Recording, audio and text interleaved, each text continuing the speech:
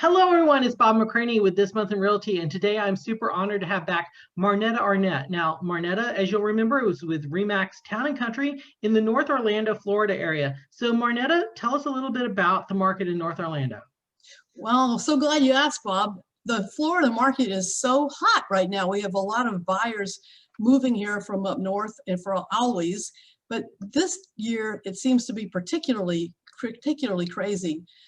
We talk about the balanced market of a buyer's market or versus a seller's market. No doubt we are in a strong seller's market right now. So a balanced market, you hear people talk about how many months of inventory are available. So 4 to 6 months of inventory is considered balanced. What does that even mean?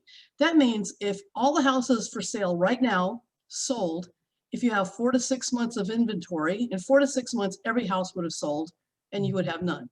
So of course, new houses come in, new houses go out, but that's just kind of how they kind of measure a balanced market.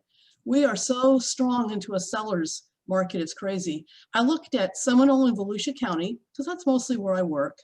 And I just did single family homes to kind of keep the math simple because I like simple math.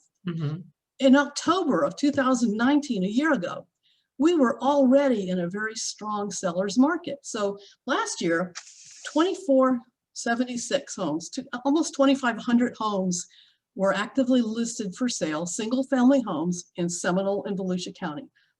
And what sold in that period and went pending, 938. So that gave us like 2.4 months worth of inventory, about 2.5 months of inventory last year. This year, holy no, if there are less homes for sale, there's 1,575 homes for sale in October, and of those, 1,422 sold. So now we have half as many homes available. It's like a little over 1 month of inventory that we have available. And the numbers are the same no matter how you want to mix and match them. We are in a very strong seller's market. Excellent. Excellent. And good numbers there. So what about sellers who are in forbearance? Oh, that's a really good question. There's a lot of sellers who, when the COVID hit and everybody was shut down, people were out of their jobs, they had a lot of hardships. And they were able to do a forbearance on their loan. It means different things to different lenders in different situations. But you didn't have to do much to prove you needed forbearance. And what the lenders did was they worked with sellers, and there's no foreclosures during this period. However, you have to be careful because sometimes, depending on your lender, depending on the type of loan, the interest payments continued. Sometimes there were penalties that still accrued. So if someone is thinking of selling a home, they need to check about all that before they actually can close on the house. And the big question was, you know, if you're not in forbearance, should you be in forbearance, and when is it going to end? Okay. So they would need to find out from their lender when they get out of forbearance. They should talk to their lender always, because the lender is going to give them some great information. And if their lender is not able to help them, what a lot of people are afraid of is, are they thinking of foreclosing? I've talked to some people, unfortunately, recently, who just quit making their payments when their money ran out. That's never a good idea. Excellent. And now they're behind in their payments. They didn't claim a forbearance, so it's a lot more difficult to get them out of the situation. Okay, so that leads to the next question, which is, are we going to see like another 2008 situation where banks are foreclosing and short sales are going to become very common and just be everywhere? That's a good question. So it may be that some people, foreclosure may be the answer for them, but for so many people, that's like the last resort. So many people have equity in their homes. It's not like in 2008, people were upside down. They had to do a short sale. A short sale was because they didn't have enough equity in the home to cover what they owed. They owed $300,000 for their home. The home is now, say, worth $250,000.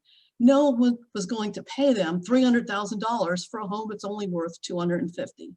So we would go to the bank and say, will you take this $250,000 offer and forgive the rest? Will you take this short payment, which is what the definition of a short sale was? They were difficult, they were cumbersome, but people have equity now. And you have equity, it means you don't have to do a short sale, but maybe you do need to sell to recapture your equity instead of turning it over to the bank. The foreclosure should be the last resort someone should take. It's not going to be 2008. I don't believe it's going to be like the Wild West. There may be some foreclosures, and that's a shame, but a lot of people are going to be able to work with their lender, restructure their loan, do some kind of a modification. There's a lot of options. I would be delighted to talk to anybody about this situation. I can help you figure out how much equity do you have in your home. Even the one I recently sold, they just bought their house last year, but they had enough equity in the house to be able to sell it, and they're still going to make a little profit and cover all their closing costs. So Good. it's just know the numbers, know the information. I'd be glad to sit down with anybody over the phone, with a Zoom call, or come to you, and let's find out where your equity position is on your house before you lose it to a foreclosure. Right. If So you know, that leads. I'm sorry.